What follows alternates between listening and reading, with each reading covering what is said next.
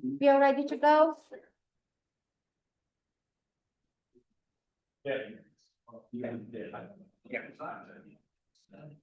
All ready to go?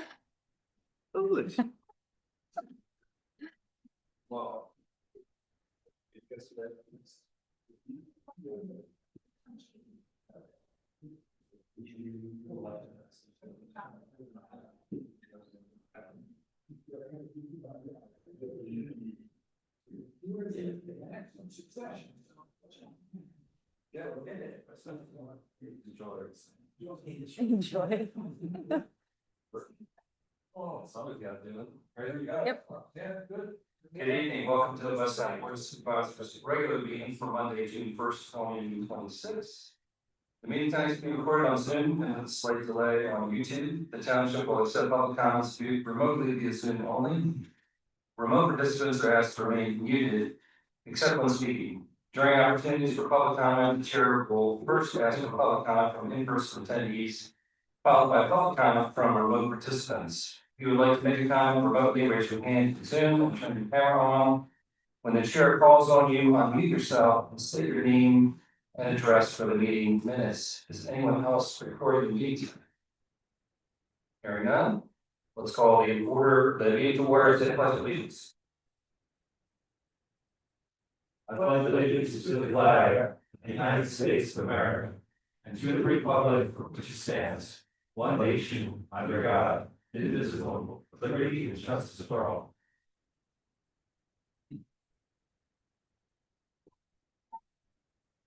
Prior to tonight's meeting, the board met in executive session to discuss legal and personnel matters. In the workshop, the board met to hear a presentation on the concept plan for redevelopment of 1031 Pike for a fence works office, to provide preliminary feedback on pipeline related regulations that are under discussion with the planning commission, and to discuss the greener grant application for the Pleasant Grove stream restoration at Glen Ryan Road, and to accept public comment. We have a motion to approve the meeting minutes for the meeting that was held on May 18, 2026. I'll make a motion to approve those minutes. Second. Any comments from the board? Hearing none, all in favor? Aye. Next, we have departmental reports. First up is Public Works, Mr. Gross.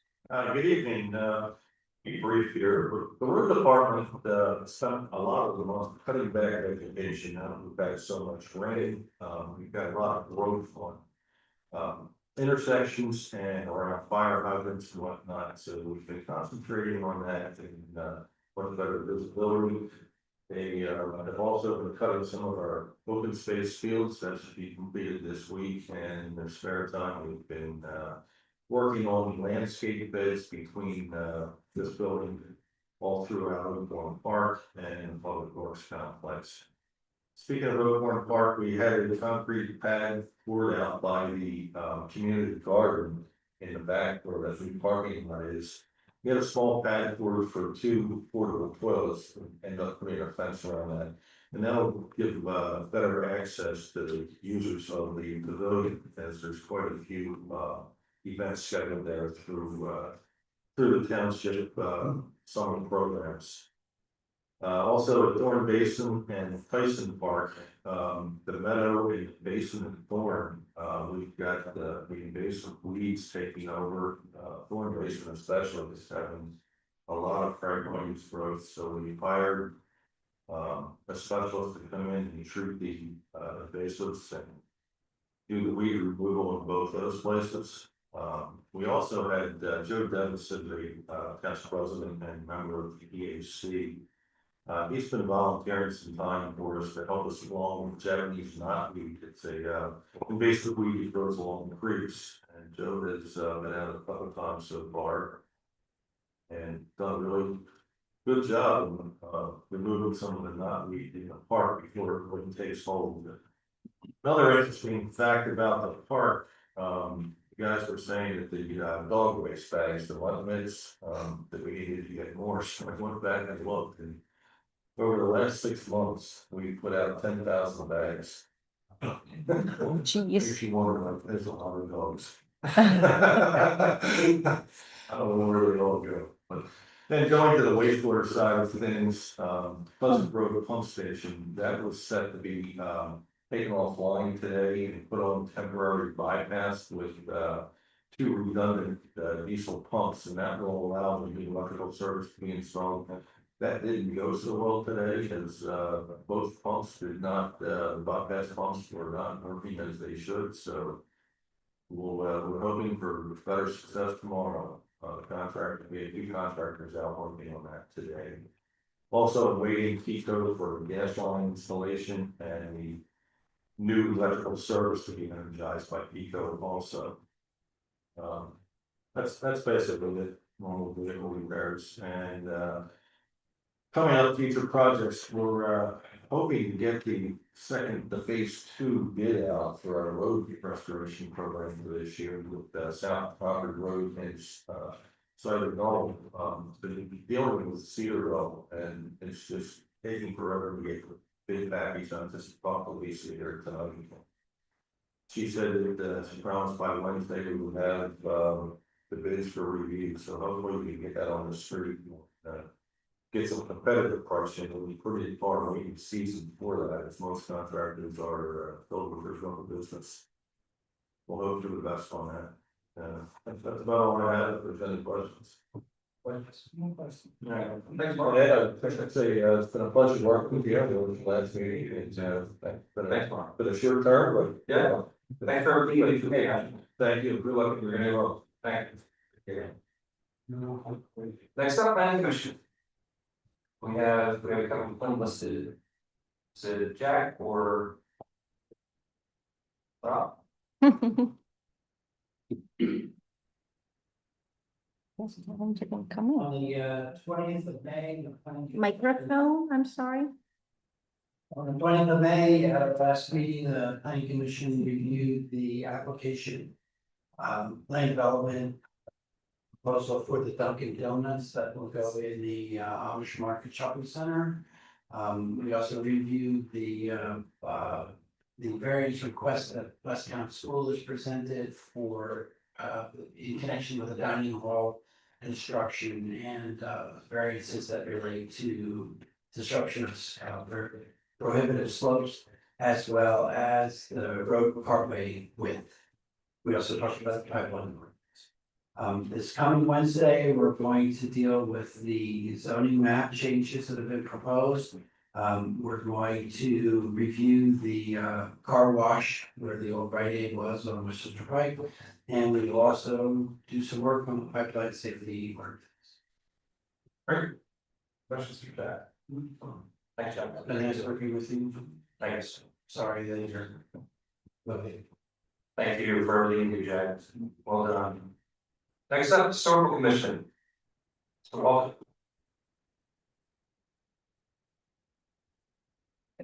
Evening, I'll briefly review the business we handled at our last meeting and upcoming events. Number one, 3 of our members toured the 1920 house at Westtown School. It's going to be torn down for their new dining hall. The school welcomed information from our people on salvaging hardware, mantles, and handrails. This fulfilled some of the historical commission's mission to document and educate the owners of historic properties. And it also showed that the historic commission can be reasonable in its efforts to preserve history. Not everything is old, it's historic, it needs to be saved. Zoning map change, we discussed the C1 designation for the Darlington Inn, and the Preservation Alliance in Philadelphia is going to attend a Board of Supervisors workshop to discuss facade easements on June 15th. And we noted that the Chester County Planning Commission and the Township's Planning Commission have recommended that if the property is sold, it be sold with easements to save the facade. Historic preservation ordinance amendments. The map is complete for the historical commission, and Vila says it's be given to the Board of Supervisors for your review and to send out 30-day letters to the owners of the properties. And the Historic Commission will hold public meetings where people who wish to opt out can be heard. The updated history book, I understand most of the text has been written and it's in its final edit stage. That should be ready for sale or distribution at Westtown Day in October. And lastly, the America 250 events. There's going to be 2 lectures in June. On June 13th, lecture at the Oakhorn Mansion, which will include history of the mansion, tours of the mansion, and probably a little tour over to the tower too. And on June 27th, we will have our Dare to Declare Voices of the Founders speech here at this facility. It's going to include a recitation of the Patrick Henry speech and the Declaration of Independence. There'll be 2 book discussions on Revolutionary and Colonial Times led by our member Christine Sullivan. There's going to be an essay contest for township students. It was kind of disheartening that none of the schools responded to our request to have their students do the essay. So what we're going to do is just open it to any student who lives in Westtown Township. And those prizes will be awarded at Westtown Day. And lastly, the Hoop Stratton Farm marker is due in by September, so we'll have a ceremony to install that sometime this fall. Any questions? No questions. Thank you, sir. Next up, EAC, bodies. Good evening. Ed, sorry to see you go, and I'm more sorry that we never got on our Harleys again, Someday. but I'm still here. So if you ever want to go outside, let me know. For the month, a lot of activity with the EHC. We had our Great American Cleanup at Tree Village Preserve, collected over 20 bags of trash, mostly along Pleasant Grove Road. It was well attended and went very well. We're working on our speaker series. We have a woman, Teresa Avery, who is set for September 27th, and she is geared toward getting watershed friendly certification for your personal property and for township property. So I don't know a whole lot more beyond that, but she sounds like something that would be interesting for us all to learn about. And that's going to be here in this hall. On the pollinator gardens, we're still working on that. Neil is helping us with grant funding. There's a lot of funding out there, and so she's been in touch with DEP and other groups to see what kind of funding we can get for a pollinator garden. We have Mike working on our web page update. It hadn't been updated for years, and so he's working on that. We're also talking about community EV, community charging stations. We had talked about that for Oakhorn Park once the redevelopment was completed. And Mark, maybe you would know if they ran enough power to the restroom area that maybe we could charge run an EV charging station from there. Is that first of all, are you interested in it? But secondly, is the infrastructure there that it can be fairly easily done? We do have infrastructure in place to accommodate that, if the board so chooses. When we ran the numbers on that, it was going to be costly for the township, even though the chargers were basically owned by another company and they were charging the users. The cost for the power that the township would have to pay exceeded the cost that the people were paying. So it was costing the township more money to have this charger than benefit, the monetary benefit of the user. Okay. So it's not a break even. Well, I don't think it's proposed to be a break even. It's more of a service to the community. So that when people are there on Saturdays all day long, and we're watching soccer or baseball games, they can charge their EV if they. Right, I think when we talked about it, and this goes back a few years. Sure. Do the taxpayers of West Town. Right. Need to, monetarily support people with EVs. And I think that's the big discussion to have in the future, but, in short answer to your question, Yes. yes, we do have some provision in there, we need to do it. It would cost some money, but we do have the power for it. Yeah, because there is a lot of grant money available also for EV charging stations, but I know what you're saying. Yeah, it's still the installed cost, that's a whole thing that the board would have to obviously support. Similarly, and I did talk to West Goshen Township, their township management, and they're very happy with the EV charging station that they have at West Goshen Park. And they also gave me a lot of information on, because Mark and I have talked about this a lot, the idea of putting solar on the public works facility buildings. And they just installed a big solar array. And they sent a lot of, I think I forwarded to Mila, they sent a lot of information on the economics and everything, how they went out. And it's just something that if the board wants, we can follow through with it. But we would like to have some direction if you're interested or not at some point.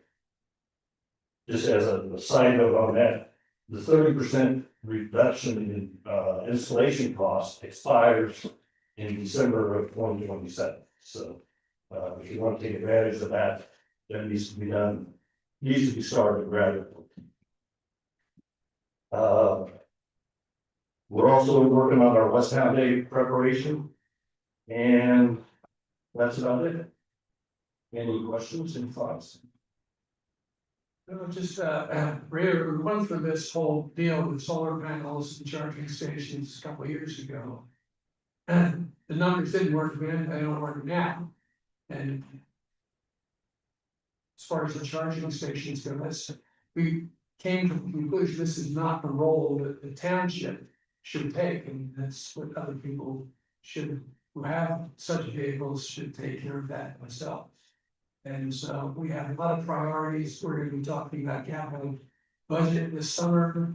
I don't know if we're going to go into the solar thing, but that would be in that category. Sure. And there's going to be a lot of requests and only so much money, so we'll get to that. But it's definitely a capital project. Oh, yeah, okay. Very good, thank you. Thanks, Bob. Next up, Township Solicitor. Thank you, Mr. Chairman. Among the items that we've covered since my last report, a lot of them are on your agenda for tonight, including guiding the board through the process of your unfortunate resignation, the zoning map amended notice advertising, as well as county planning commission review for that ordinance. We have advertising responsibility for the comprehensive plan update. In addition, the flex development of ordinances that were on your agenda for tonight and are advertising. Just want to point out that there's two separate ordinances that are on the agenda tonight. It's not listed separately, but I can do two separate motions at this time, if that's all right. Just so we don't confuse, one's zoning, one's salad. We assisted Camila with notice of violation for 708 Oakhorn. We reviewed and provided comments back on the draft by elements that we discussed in work session. And also assisted Camila with the one side final subdivision application.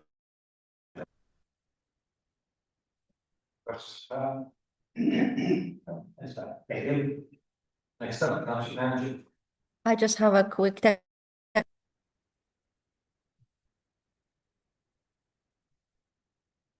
all of a sudden, but now.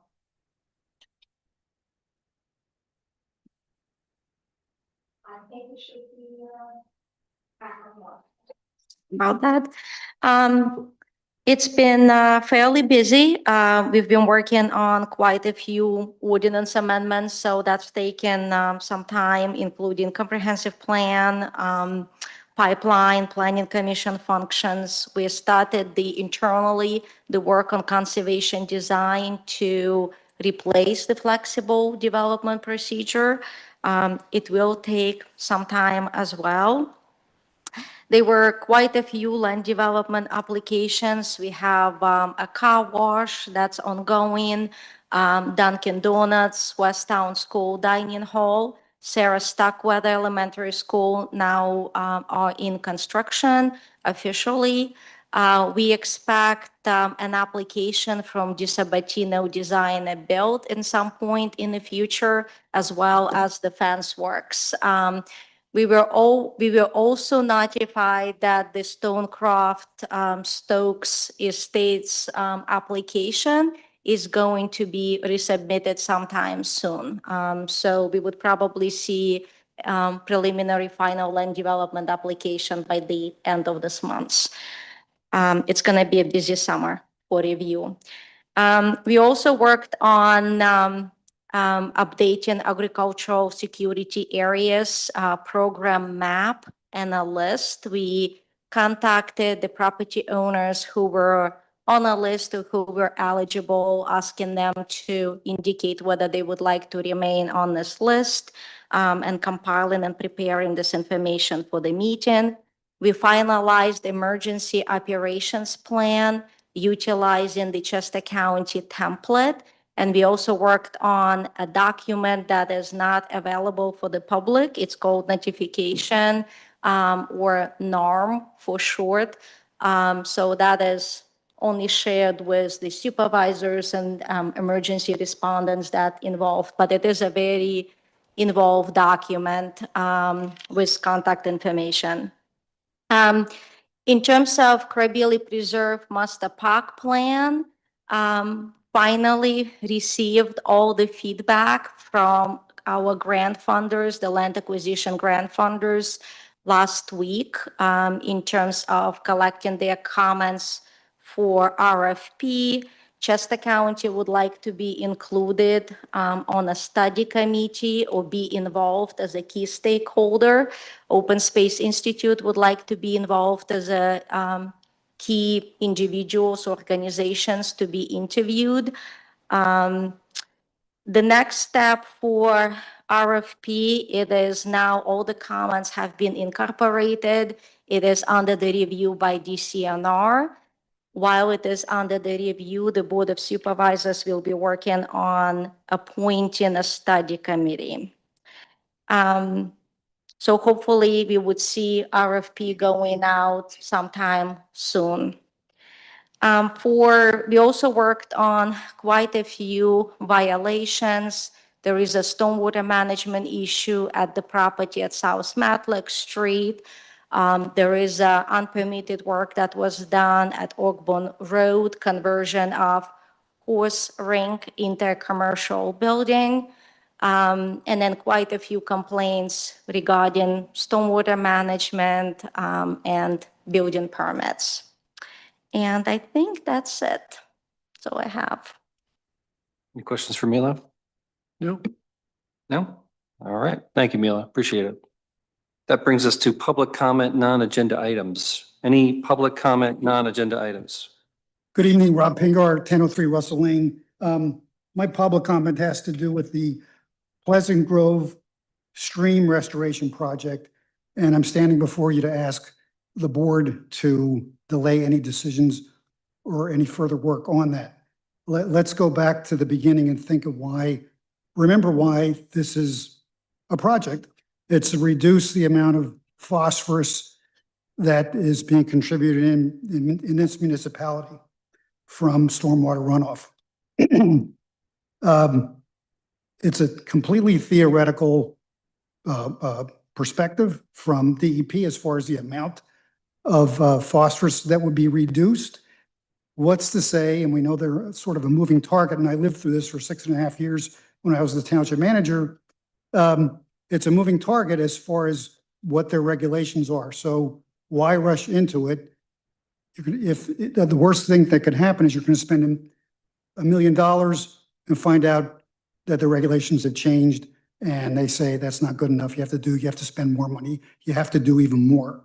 And if you do nothing, what's the worst that can happen? I don't know that anybody knows the answer to that, but it's certainly something to consider.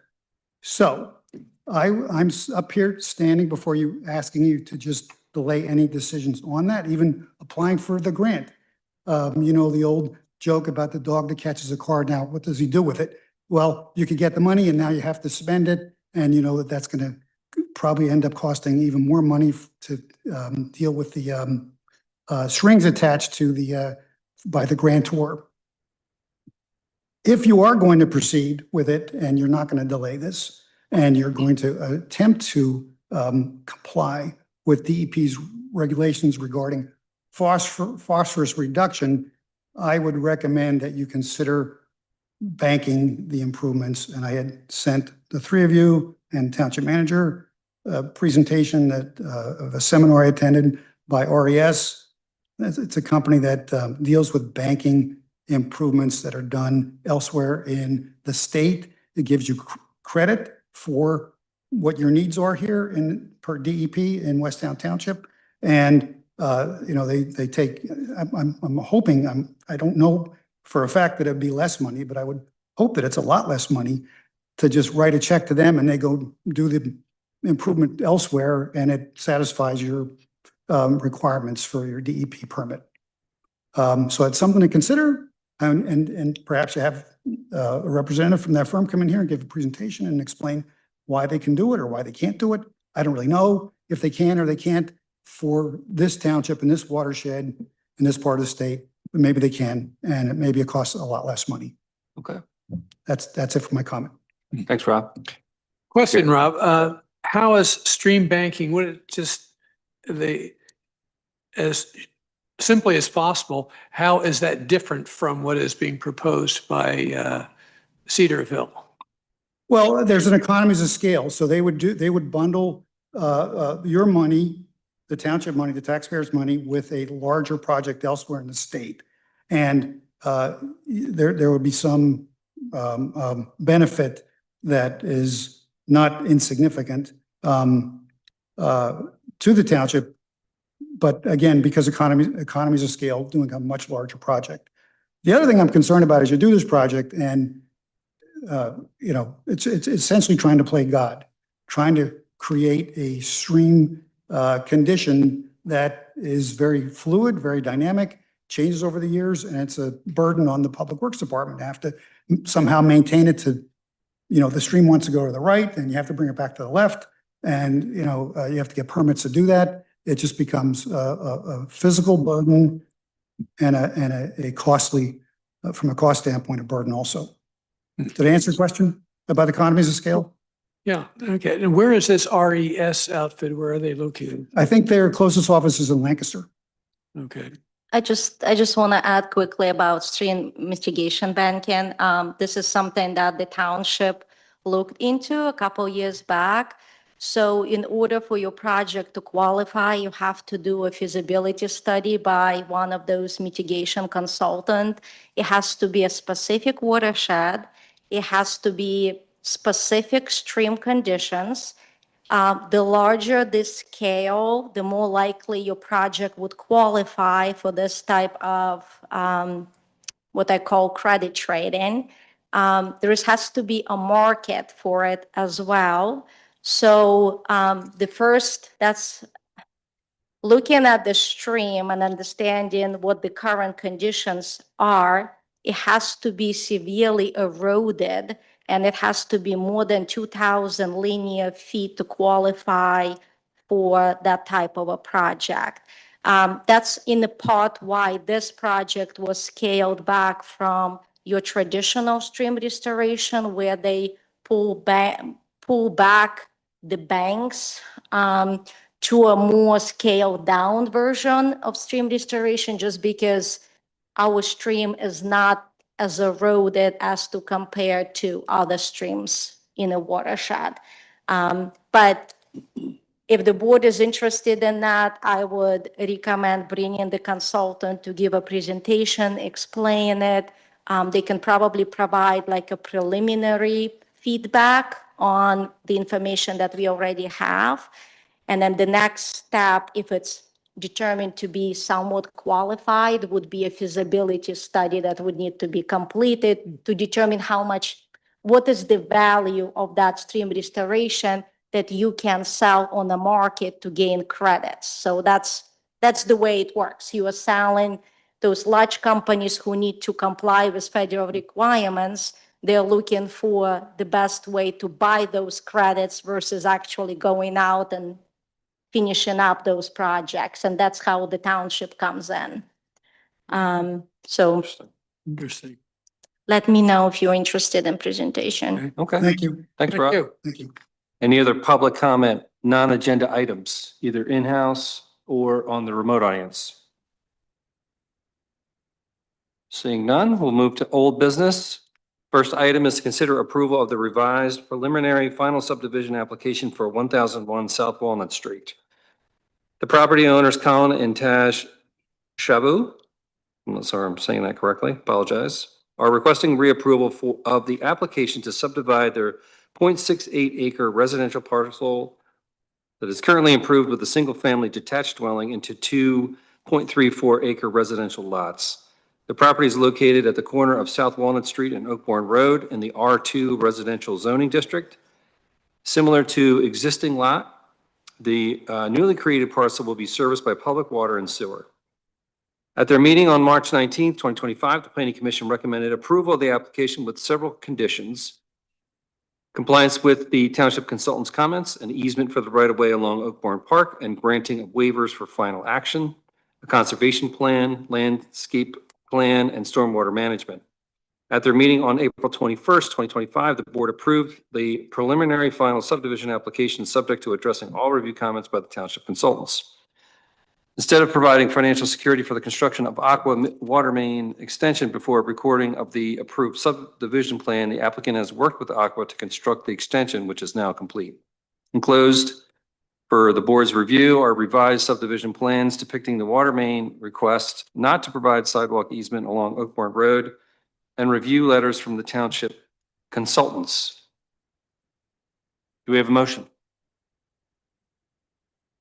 A motion is in order to reapprove the revised preliminary final subdivision application for 1001 South Walnut Street, owned by Colin and Taj Chavo, subject to addressing all review comments by the township consultants. Looks like we have Second? second. Would you like to speak to the motion?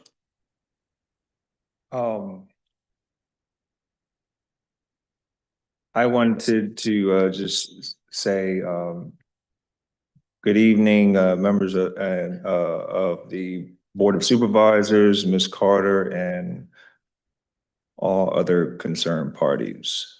My name is Colin Chavis, and we request the reapproval of the subdivision with the newly submitted plans now that the water main has been fully paid for and installed.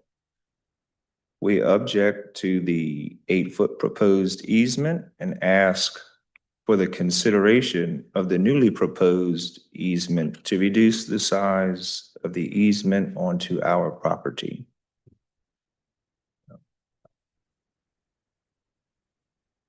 You'll see the plan that Mr. Barlow was able to address. My name is Alex Barlow with Howell Engineering. I helped Mr. Chavez prepare the plan. Essentially, what we're showing there is just an example of what possible placement of the sidewalk in the future, should it be constructed sometime later. The effect is to reduce the impact to the client's property by pushing more of the sidewalk into the right of way. We would still provide some easement past the right of way line for grading and where we need to get around certain objects like the fire hydrant in the corner. So it looks like it's instead of an 8-foot easement, it's 4 foot. Yes, that'd be correct. Okay.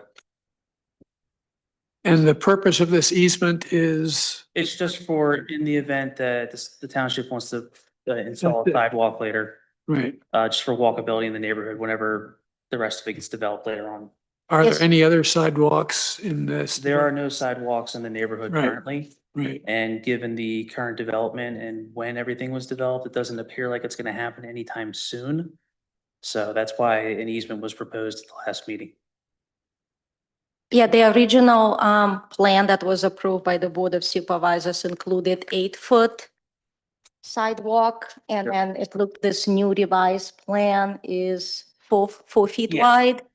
Yeah, it's just to try and reduce the amount because then there's a limit on the amount of impervious given the size of the lot. So any amount of sidewalk, if the whole sidewalk was on the client's property, that's almost I believe it's 400 a side for each property that gets reduced. And their current property, when you subdivide it off, is right about at the limit.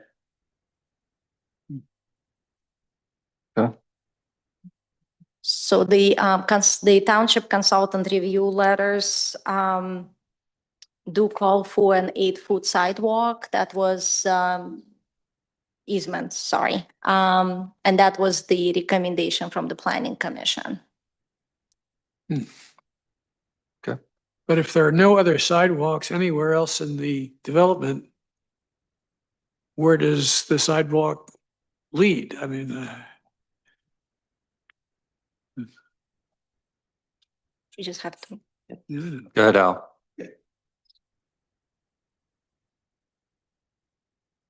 Yeah, Tom, I think the planning commission acknowledged that there is no sidewalk, which was why there was no recommendation to require a sidewalk at this time. The right-of-way along Oakbourne Road is less than the code required. And if the township had required right-of-way, that may have accommodated some future sidewalk that some of the planning commission members thought some future board at some point may want to put sidewalk in the neighborhood. If right-of-way had been required, that would have pushed the setbacks further into the site and further impacted the applicant's property. Knowing that any sidewalk, if it ever is, would have to be a much larger endeavor. The easement seemed to be the appropriate way to preserve the township's rights if there is a future desire for sidewalk without further encroaching onto the property setbacks that right-of-way would have caused. But I don't think anybody was expecting that there's going to be a sidewalk installed within the foreseeable future. It would have to be a much larger effort that, and basically it was just an attempt to preserve the township's future rights. Do you think that's accomplished with a 4-foot easement now?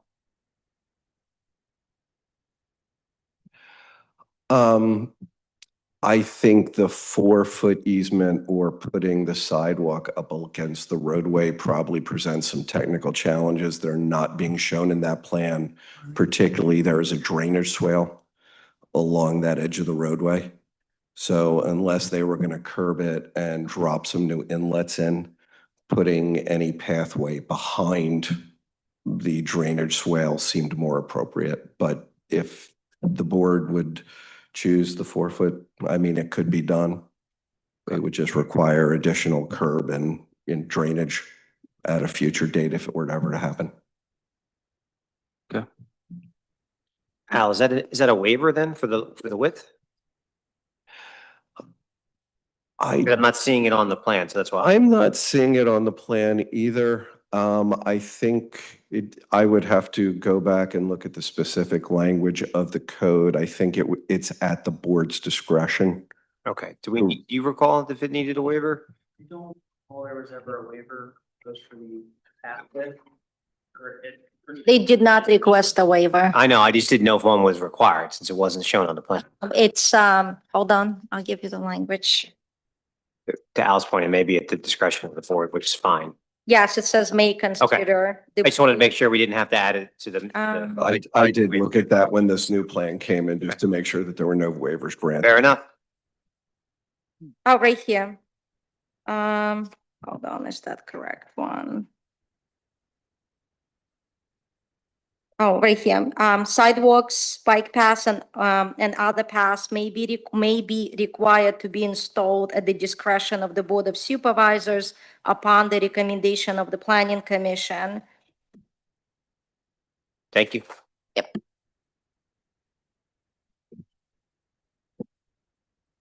Any other questions?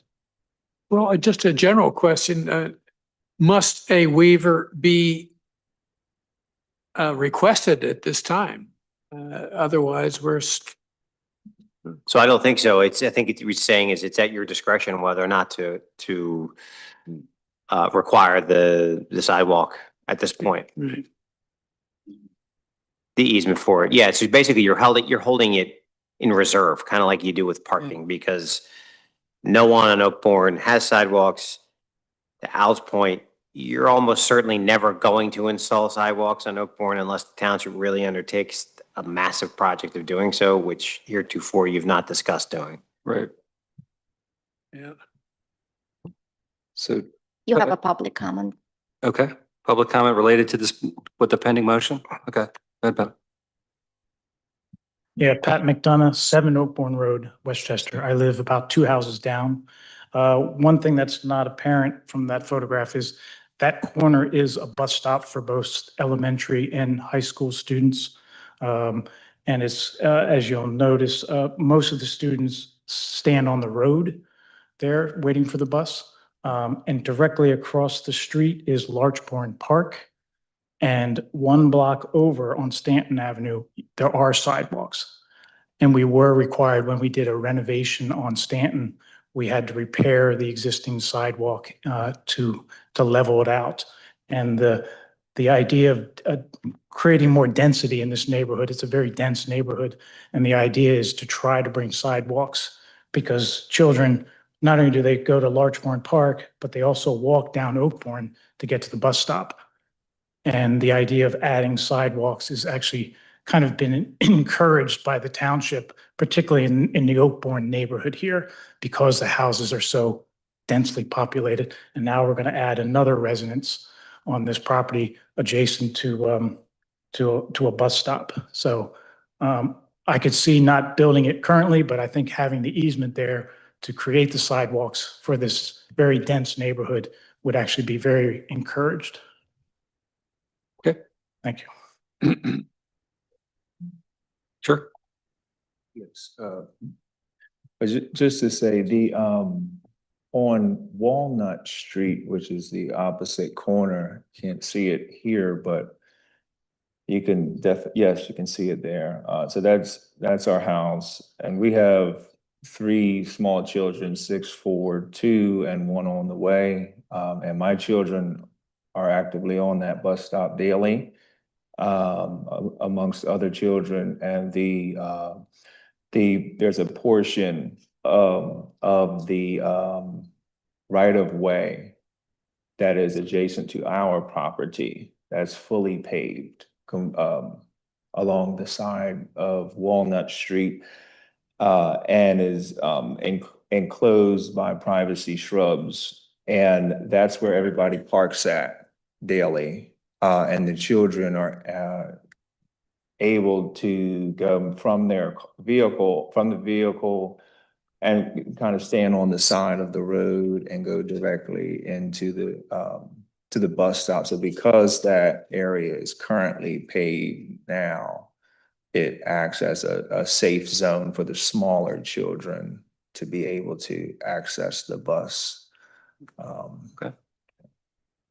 And the easement, since it is quite likely that it will never be actually a sidewalk there, what is the downside of having an easement to you? And how does that negatively affect you? Really?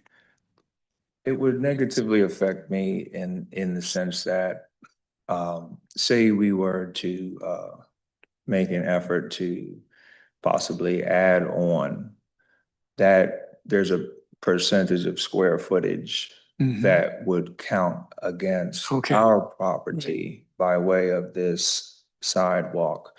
We have currently removed 800 feet of impervious coverage on our property.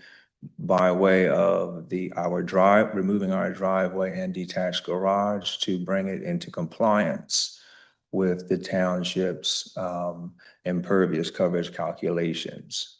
So in putting the 800 square foot back counteracts that work that we have actively done to put the property into compliance. So that would be a way that would set us back. Pat, can we approve the motion without addressing the easement at this time? I mean, the only. You have to deal with the sidewalk in some fashion, I guess, right? I mean, that's the issue. So how do you want it? Are you requiring it or are you not requiring it? It's really what it comes Yeah, down to. because I believe Al's review letter recommends it. So if your motion is for the property owner, for the applicant to be compliant with the consultant review letters, then he has to include the 8-foot pedestrian easement. So you just have to address that. So I'm just asking a question. So if we revise the motion, say, subject to addressing all review comments by the township consultants, except one sob is to say, except for the 8-foot requirement for the easement, right? Yeah, but what does that do to it though? Where does that leave it? I mean, it's approved in my view, but it's not subject, the approval is not subject to the easement. So in other words, just not requiring it at all. I mean, that's one option. That's one option, or could reduce the easement. Yeah, I mean, I guess what I would do is just for the sake of the minutes and for clarity moving, just be specific about what it is you want to do to make sure. So, Okay. Because you would be compliant, I think, with all the outstanding review comments. However, other than, here's how we're going to handle either the easement or the sidewalk. That's all. So however the board wants to address it. What do you want to, I mean, we could do the 4-foot easement or do it. You guys have an opinion? I would just do as small an easement as possible, particularly since there's never going to be used probably. It's just, Right. Well, there's 0 easement would be the smallest possible. yeah. Right. It's not much of an easement at that point. I would not have a problem with just doing away with easement myself. Okay. Well, if there's a 4-foot easement, is it still possible for there to be a small sidewalk if we need to put one in later? Not big enough. Sorry, as somebody who lives in the neighborhood as well, I'm just curious. I believe to comply with ADA, a 4-foot pathway needs to have 5x5 passing areas, so many feet. So I don't know if a continuous 4-foot easement would provide a compliant area. I would also say that I suspect, and Mark may be able to weigh in on this, not to drag you in on it, but if the township were to do a sidewalk project or it was a township-led sidewalk project, the township would be responsible for addressing any additional impervious that was added. If it was a township project, Al, but I mean, Yeah. that being a state-owned road too, that's not a township road. True. It's also a narrow road. So would the road be widened at that point? We were not anticipating, and I don't think anybody was anticipating that PennDOT is going to be widening that road. Could we split this and go with a 6-foot easement? Would that work?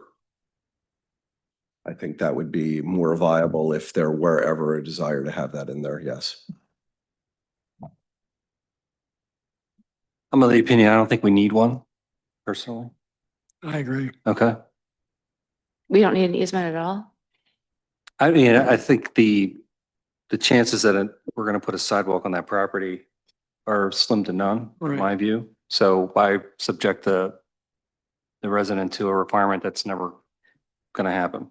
Right. Is my question. So are we getting rid of it entirely or are we going to go with the 4-foot? I mean, I think the 4-foot doesn't have a useful purpose according to the township engineer. So I don't see why we would keep it personally. I think it's either 8 feet, because if we want to put it there, we would say it's 8 feet. If we don't think it's going to happen, then I don't think we need it. Just my view. I would agree with you, Ed. Okay. It just is. Is it a safety issue to not have 4-foot?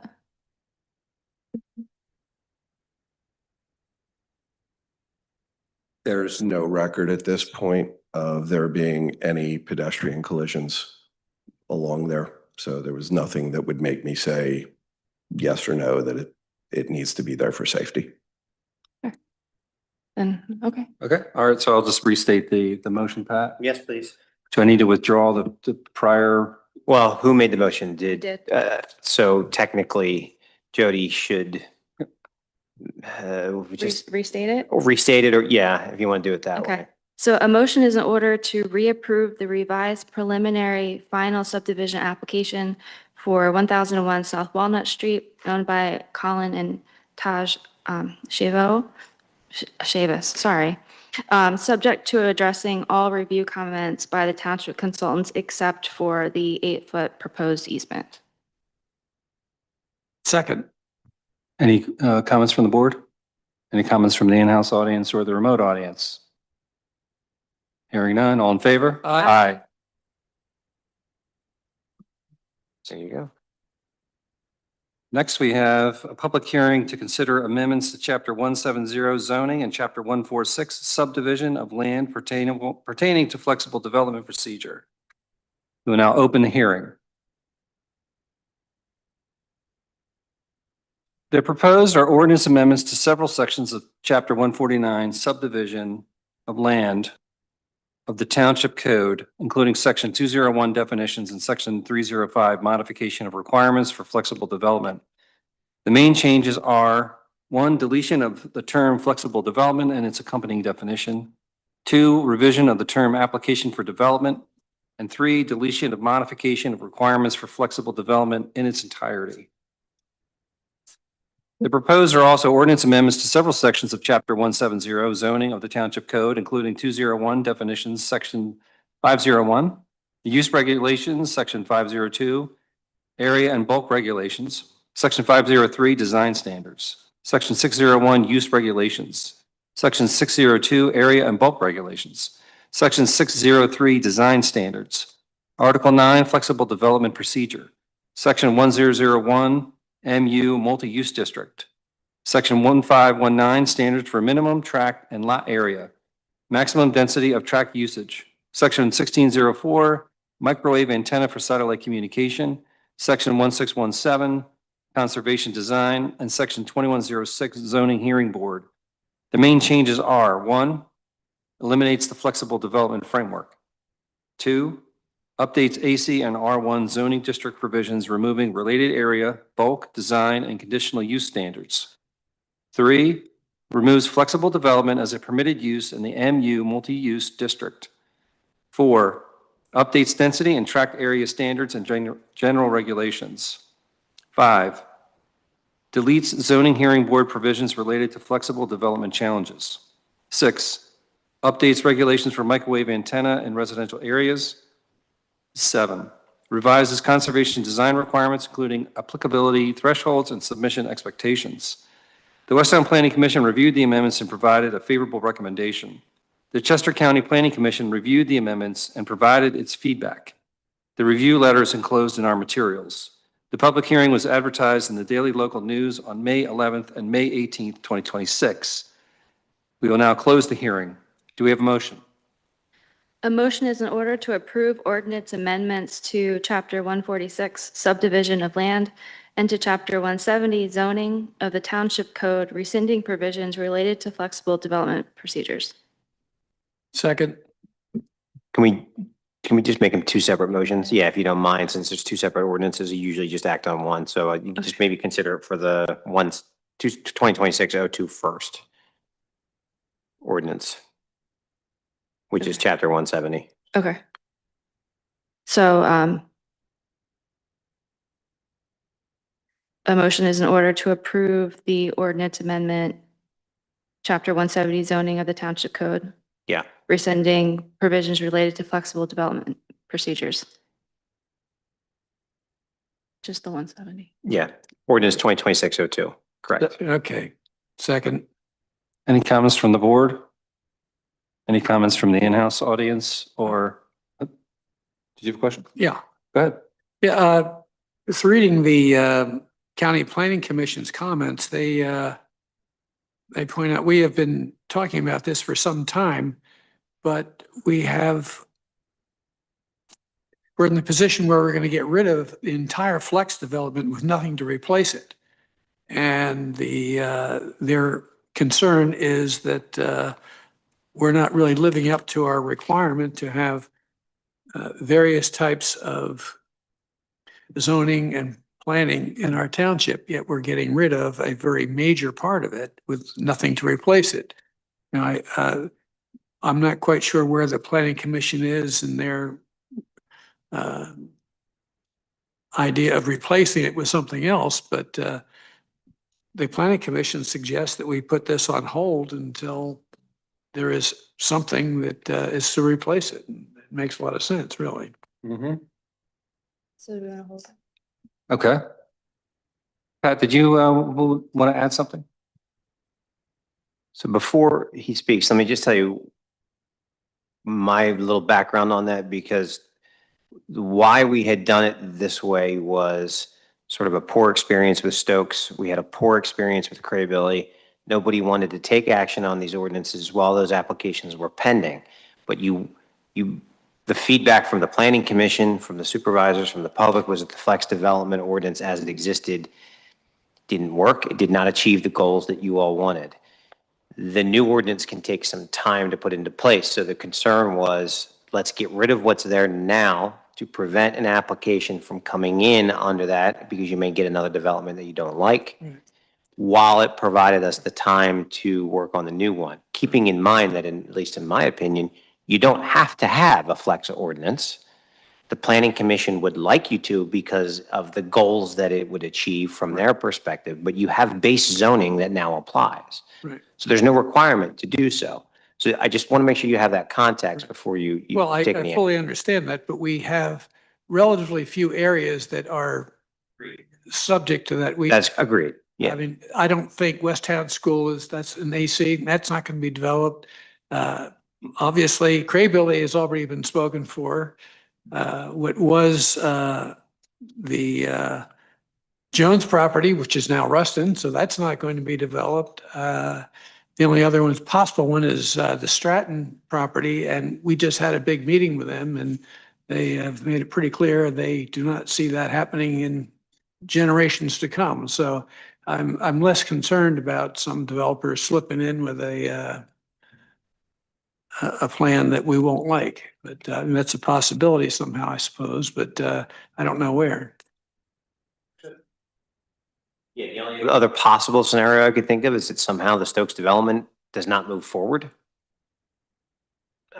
And you still have that zoning. So but you're right, Tom. I agree with everything that you've said. I just wanted to provide the context for why we are where you are. Oh, I know, but maybe that will move the process along in the planning commission to have a new flex development. Actually, the county planning commission also points out that they have an open space accelerator mini grant program to support the type of research and so on that might be necessary to create such an ordinance. So if we've been very negligent in doing something about this ordinance over the years, maybe now's the time to press the metal to the pedal. The concern has also been that several planning commissions and the boards reviewed that ordinance and tried to make revisions to it, trying to make it better. During Toll Brothers development and in between, there were previous proposals for rescindment. And had the Chester County here plan us to talk about how to make it better, whether to rewrite it or to revise it a little bit. And the idea was that the suggestion was it is better to start with a brand new ordinance because things has changed so drastically from the time this ordinance has been approved to now. And I did talk to the county about open space accelerator program. There are limitations of what we can use it for. So they can provide the support, but we can't really go out to get a consultant to draft the ordinance for us. So there are limits of what you can use that money for. So that's why Planning Commission had multiple meetings in the past 2 years discussing what to do with that and decided to come up with the recommendation to move forward of getting rid of it and work on a new replacement. I think. Rob Pingar, 1003 Russell Lane. I just, Rob, no, I'm sorry, but I'm sorry. I was in line. He's going to defer. Go ahead. I thought maybe he changed his mind. For whatever it's worth, let's also recognize that there are several tracks within the township that in the last 15, maybe 20 years have been developed using the flexible ordinance. Orvis Tract, which is Arborview, well, is it Arborview? Yeah. Lane, Ruston Walk, the Stokes property.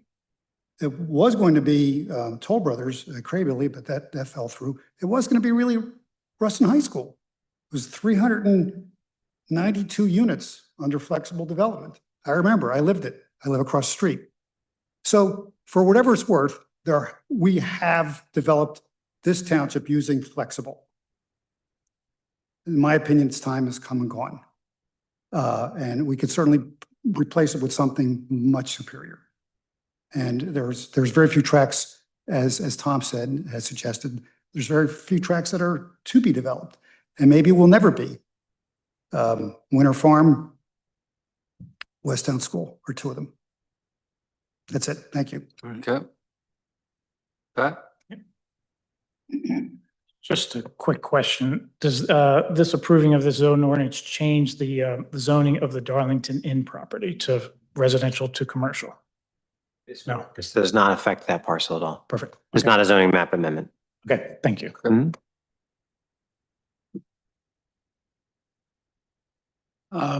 Jack Emig, 189 Pheasant Run Road. Just to be clear, the recommendation of the Planning Commission is to rescind the existing flexible development ordinance. We've had it and we don't like the results, so I don't see the logic of keeping it while we work on a replacement because we don't know what's going to happen in the future. So properties are developable under our existing residential zoning provision. So our recommendation stands. We should get rid of it and we'll work on something to replace it. When? In an upcoming meeting. That's a little bit too high of a hope. When else would we do it? All right. Any other comments related to the pending motion?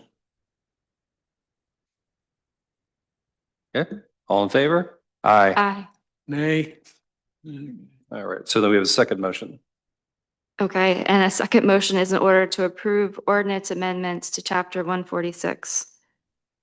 Let me go back up there. Right, and that one's ordinance 2026-03. Okay. Okay. Do we have a second? Second? Maybe you should second it. I'll second. Any comments from the board? Same ones, I think. Okay. Any comments from the in-house audience or the remote audience? Hearing none, all in favor? Aye. Aye. Nay. New business. The first item, consider approval of resolution for emergency operations plan update. Pursuant to the Pennsylvania Emergency Services Code, the township is required to update its emergency operations plan biannually. The proposed 2026 EOP update, along with the revised functional checklist, the notification and resources manual, reflects the newly released Chester County EOP template and updates the contact information with no substantive changes to the plan. Do we have a motion? A motion is in order to adopt resolution 2026-6, approving the 2026 update to the township's emergency operations plan. Second. Any comments from the board? Any comments from the in-house audience or the remote audience? Hearing none, all in favor? Aye. Next item, authorize advertisement for 7-year review of agricultural security area program and public comment period. Under the Agricultural Area Security Law, or ASA, the township's required to evaluate the continued viability and appropriateness of properties currently enrolled in the ASA program. The board is requested to authorize the advertisement for the required 7-year review and establish a public comment period. Enclosed are the map of properties currently enrolled in the ASA and proposed revisions for this review period. Township staff reviewed the list internally, prepared changes, and contacted the eligible property owners for their consent to be included on the revised map. The main changes include the removal of 4 parcels and addition of 4 parcels to the Westtown ASA. Public notice will be advertised, and residents and property owners will have the opportunity to provide comments as part of the review process. Do we have a motion? A motion is in order to authorize the advertisement for the required 7-year review of the township's agriculture security area program and to establish the public comment period in accordance with the agricultural area security law. Second. Any comments from the board? Any comments from the in-house audience or the remote audience? Hearing none, all in favor? Aye. Next item, authorized advertisement for Oakbourne Park parking area paving and lighting improvements. Benoni has prepared bid documents for Oakbourne Park Mansion parking area repaving and lighting improvements. The work includes paving replacement, concrete curbing and wheel stops, dumpster pad, pavement markings and signs, ADA ramp, light poles and bollards, and new electric wiring and conduit. The estimated cost is $230,450. Potential alternates include drop-off circle repaving and 2 light poles. Do we have a motion? A motion is in order to authorize the advertisement for bids for Oakbourne Park paving and lighting project. Second. Any comments from the board? Any comments from the in-house audience or the remote audience? Hearing none, all in favor? Aye. Next item, authorized public hearing to consider adoption of ordinance amending the non-uniform pension plan. The township's non-uniform defined contribution pension plan has been funded entirely by state pension aid, and excess contributions need to be returned to the state. In order to avoid a refund for 2026, township staff recommends that the funding formula continue to be increased from 5% of employee compensation to 8% of employee compensation for 2026. Similar ordinances were adopted in 2021, 2022, 2024, and 2025. Do we have a motion? A motion is in order to authorize a public hearing on June 15th to consider adoption of an ordinance amending the non-uniform pension plan. Second. Any comments from the board? Any comments from the in-house audience or the remote audience? Hearing none, all in favor? Aye. Next item, consider proposal for laser scan of the Oakbourne Mansion. P. McDonough Architectural and Design LLC has submitted a proposal to laser scan the exterior and interior of the Oakbourne Mansion for public education purposes and future township use. This service will be provided at no cost to the township, and all resulting data will be owned by the township. Do we have a motion? A motion is in order to authorize the township manager to execute the contract with P. McDonough Architecture and Design LLC for laser scanning services for Oakbourne Mansion, subject to the removal of misrepresented information related to Oakbourne Mansion on the firm's website to the satisfaction of the township manager. Second. Any comments from the board? Any comments from the in-house audience or the remote audience? Pat?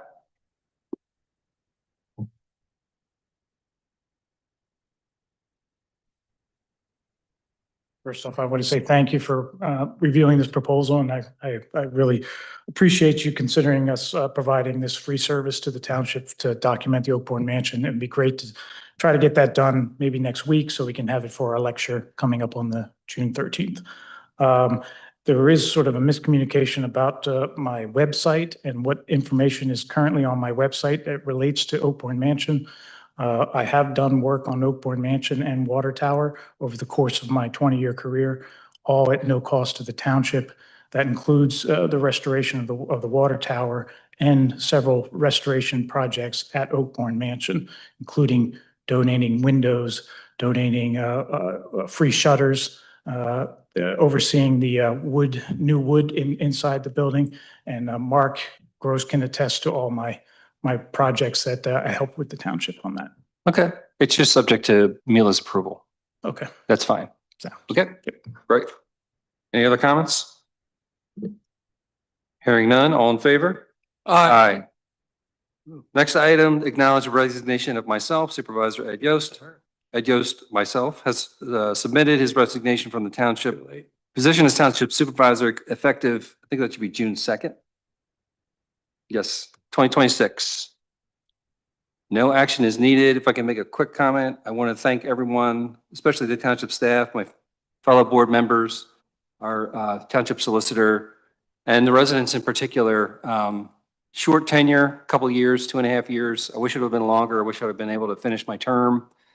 Looked diligently for a home in the Westtown area for over 2 years. Maybe that's part of a new flexible arrangement. We can find houses that people can buy in this township. But anyway, love this township. Really appreciate everybody's involvement. Mila's fantastic as our township manager. Really appreciate everything you do for the township. Tireless every single day. Always have the residents' best interests in hand. So I really appreciate you stepping up. And it's one of the reasons why I feel not great about leaving, but I feel good enough about leaving. It's in great hands. It's in your hands, Mark's hands. That we have a new chief of police who's fantastic. We have 2 really excellent, dedicated members of the board. So anyway, with that said, I will be leaving under bittersweet circumstances, and I appreciate the opportunity to serve. Next, nomination for a new. Hold on. Oh. You have to have some accolades here first. Oh, accolades. Right. Moving right along. No, yeah, you have been a key member of this board, and we've gotten some good things done. And so it's been perhaps not as long as you would like, but you've gotten a lot done. So that's all we can expect out of anybody in this job. So thank you. Appreciate it. Thanks, Tom. Appreciate it. Moving right along. So nomination for a Board of Supervisors chair. So we have 2 options. And the typical circumstance is that the vice chair usually acts as chair, temporarily presides over meetings.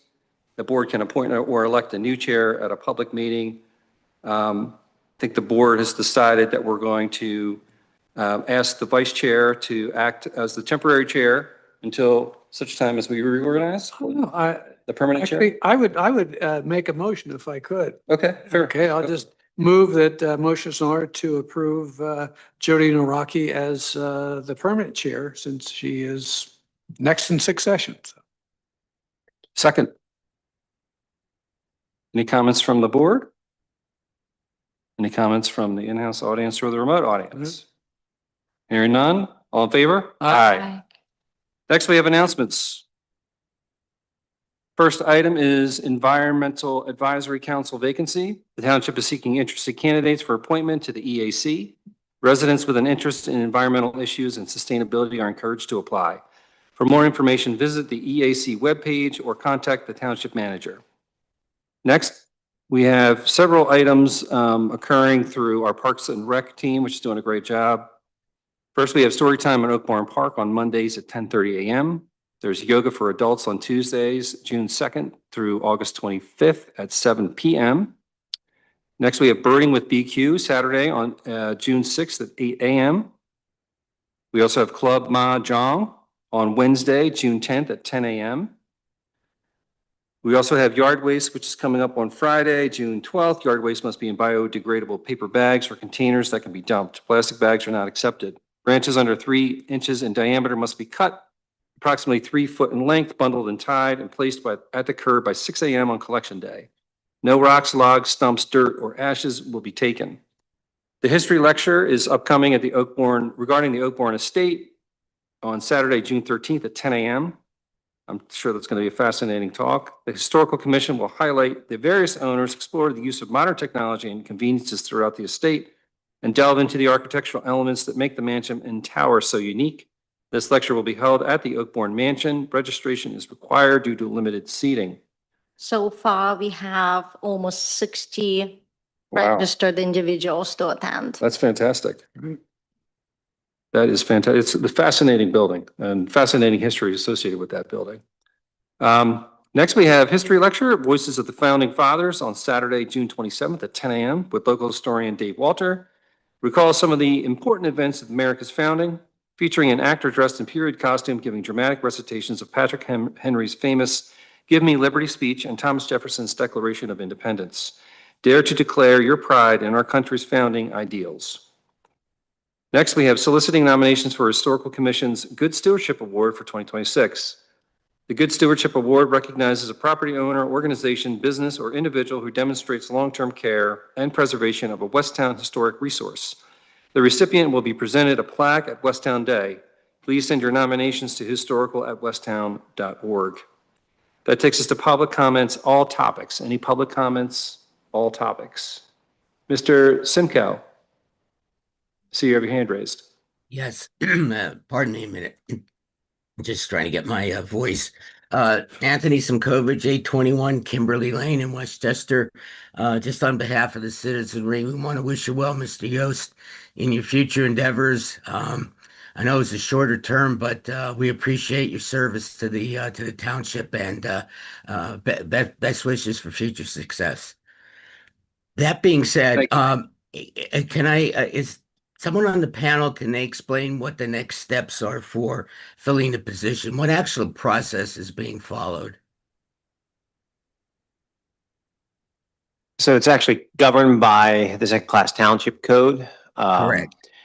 If the two board members have somebody that they have in mind, or they're going to interview candidates, I don't know if we're putting out letters, putting out to the citizenry to apply. If they can agree within the next 30 days after the effective date of Ed's resignation, then they can vote to appoint someone.